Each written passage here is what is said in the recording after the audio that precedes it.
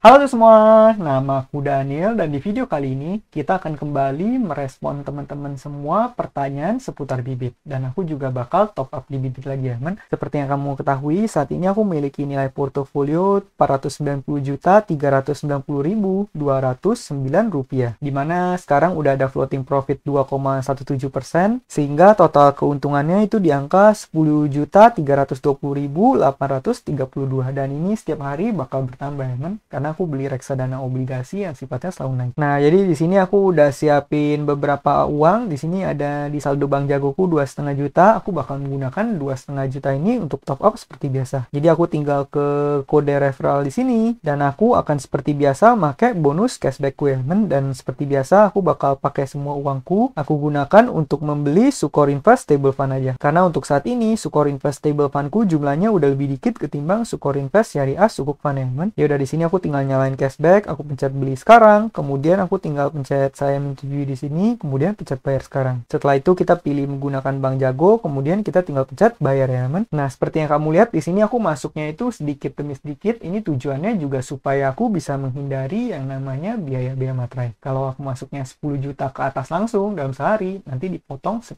untuk biaya materai. Nah, ini di sini kita cuma perlu konfirmasi lagi ke Bank Jagonya, kita tinggal pencet bayar sekarang. Kamu bisa lihat biaya transaksinya gratis. Kemudian kita masukkan password seperti biasa. Nah, kalau udah, nanti bakal ada tampilan seperti ini. Pembayaran berhasil. Kalau kita pencet selesai di sini, sekarang udah tinggal tunggu verifikasi manajer investasi. Harusnya nanti 2 hari bakal masuk ya, men. Hari ini aku belinya di hari Selasa, mungkin hari Kamis atau Jumat harusnya udah bagus. Kalau kita pencet home sekarang, nih sekarang portofolioku udah bertambah ya, menjadi Rp492.890.209. Sebentar lagi portoku akan menyentuh angka 500 juta, nanti udah dapat bibit premium, aku bakal review di channel ini. Jadi bagi teman-teman yang masih baru di sini, kamu boleh subscribe supaya kamu nggak ketinggalan informasi terbaru soal bibit ya. Nah, tapi sepertinya di sini keuntungan itu nggak dihitung ya, men. Karena kalau misalnya kita cek ke bagian gabung bibit premium, di sini kamu lihat aku diminta untuk top up sebanyak 21 juta lagi. Sedangkan di sini, kalau misalnya aku perlu top up 21 juta lagi, berarti saat ini portofolioku di angka 480 juta sekian. Nah, itu berarti keuntungan itu nggak dihitung ya, men. Yang dihitung hanya modal pokok yang kita investasikan di bibit. Untuk dihitungnya nanti dapat bibit premium atau enggak. Kalau misalnya nanti katakan portofolioku 495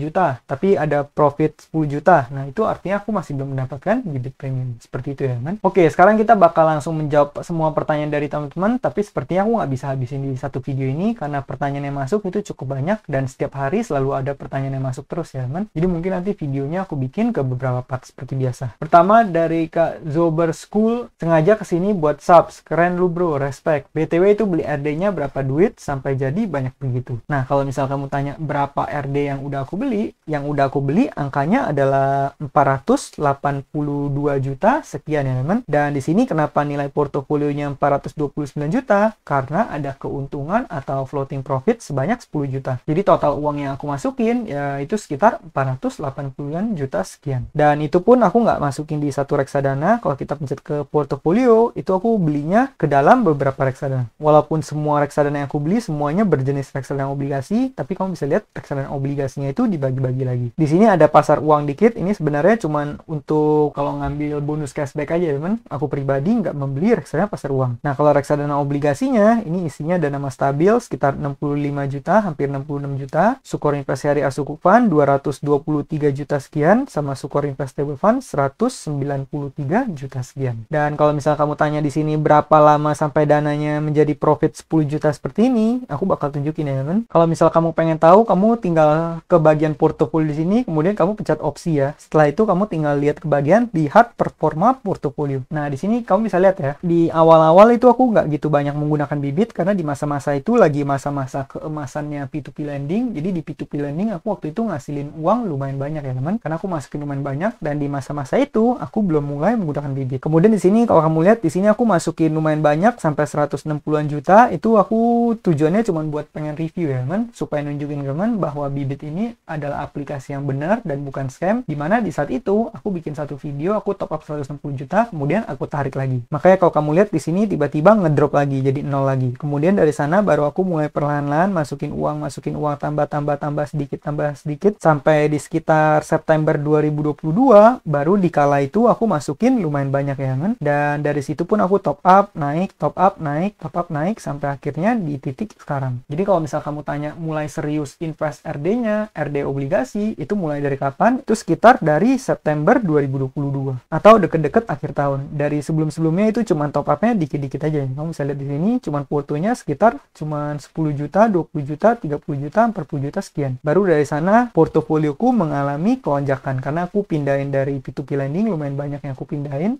Sampai sekarang hampir 500 juta. Jadi seperti itu ya. Nah, tentunya untuk bangun portofolio yang besar, itu bukannya kamu sekali top up langsung banyak. Nggak seperti itu, tapi lebih ke arah kamu membangun kebiasaan yang baik akan mengelola keuanganmu ya kan. Maka channel ini aku kasih nama Investor Habit karena ini menekankan kebiasaan kita untuk berinvestasi. Setiap kita terima penghasilan, langsung sisihkan. Terima penghasilan, langsung sisihkan. Langsung investasikan, anggap aja uang hilang. Nanti nggak kerasa lama-lama uang kita bertumbuh, kemudian uang kita juga bisa menghasilkan passive income. Seperti saat ini, aku dapat passive income 10 juta. Nanti akhirnya aset kita bisa bertumbuh semakin besar lagi. Jadi seperti itu ya. Semoga menjawab ya buat Kak Zobersku. Nah, ini pertanyaan berikutnya dari Kak Mario Malo. Ini sebenarnya pertanyaan mirip ya. Kak mau nanya itu invest obligasi udah mulai dari berapa lama? Kalau kamu lihat itu sekitar untuk yang obligasi itu mulainya sekitar September. Tapi kalau misal kamu tanya dari awal-awal aku investasi buka akun di Bibit, itu dari 21 Juli 2020. Cuma kalau mulai serius, mulai top up lumayan banyaknya itu sekitar September 2022. Dan ini bukan berarti ini bakal aku biarin selamanya di sini ya, Ben. Karena nanti kalau misalnya tiba-tiba ternyata ada peluang investasi yang lain yang lebih menarik, nggak menutup kemungkinan aku juga bisa mindahin uangku ini ya. Semoga menjawab ya buat Kak Mario Malu. Berikutnya dari Kak Main di sini yuk.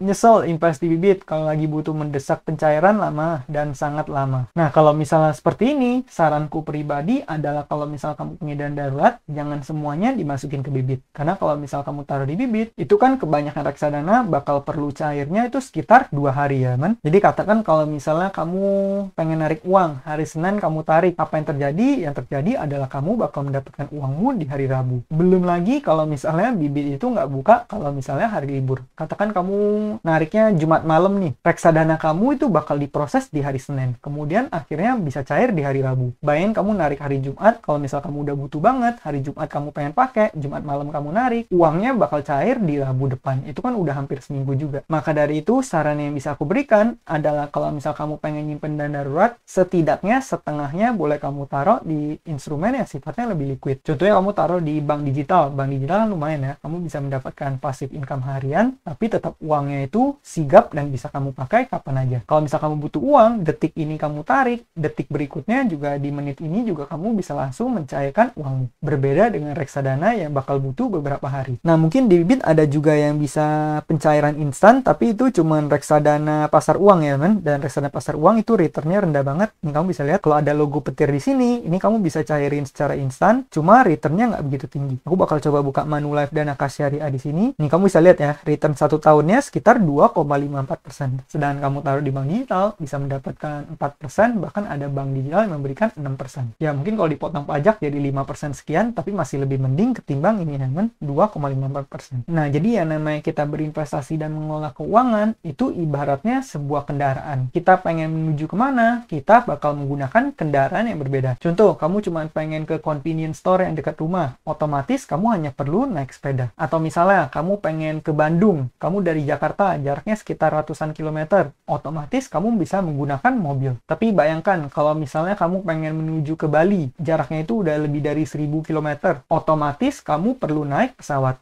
Sama halnya dengan investasi. Investasi itu sesuai dengan tujuannya, kita bakal sesuaikan dengan instrumennya. Kamu pengen investasi buat lebih dari 10 tahun, ya mungkin reksadana saham ataupun saham bakal cocok. Kamu pengen investasi buat katakan 3-5 tahun, ya bolehlah kamu menggunakan RDO. Tapi kalau di sini kamu pengen investasi yang gunanya untuk dana pensiun, ya jangan menggunakan reksadana, karena reksadana itu agak susah dicairkan, kamu boleh menggunakan bank digital. Kalau mau pun seperti yang tadi aku bilang, masukin setengah-setengah ya. Setengah masuk ke bank digital, setengah masuk reksadana. Itu bakal lebih baik. Nah, pertanyaan berikutnya dari Kak Ian, ini juga mirip-mirip ya, men. Dan darurat terbaik bukannya di RDPU. Nah, kalau menurut aku pribadi, yang terbaik itu sebaiknya kamu bagi dua ya. Sebagian boleh taruh RDPU, sebagian taruh bank digital. Karena seperti yang tadi aku jelasin, RDPU bakal bakal setidaknya butuh beberapa hari buat dicairin. Kecuali kamu pakai fitur yang tadi, yaitu pencairan instan, itu bisa masuknya secara real time. Yang pastinya kalau kamu pengen nyimpen dana darurat, jangan sampai kamu pakai instrumen yang volatilitasnya tinggi seperti saham atau reksadana saham, ataupun jangan menggunakan investasi yang dananya dikunci, seperti contoh P2P lending yang dananya dikunci berbulan-bulan. Ya jangan digunakan untuk dana darurat. Nanti kalau misal kamu mau tarik, nggak bisa, men. Kamu perlu tunggu sampai tenornya habis. Nah, jadi gitu ya. Semoga membantu ya buat kalian. Nah, mungkin sekian aja video pada kali ini. Ini masih banyak pertanyaan yang masuk. Nanti aku bakal jawab di beberapa video-video berikutnya. Bagi teman-teman yang baru mulai invest, kamu juga boleh menggunakan kode referral yang ada di kolom deskripsi supaya kamu dapat bonus. Sekian video dari aku. Semoga video yang bermanfaat. Akhir kata, jangan lupa untuk selalu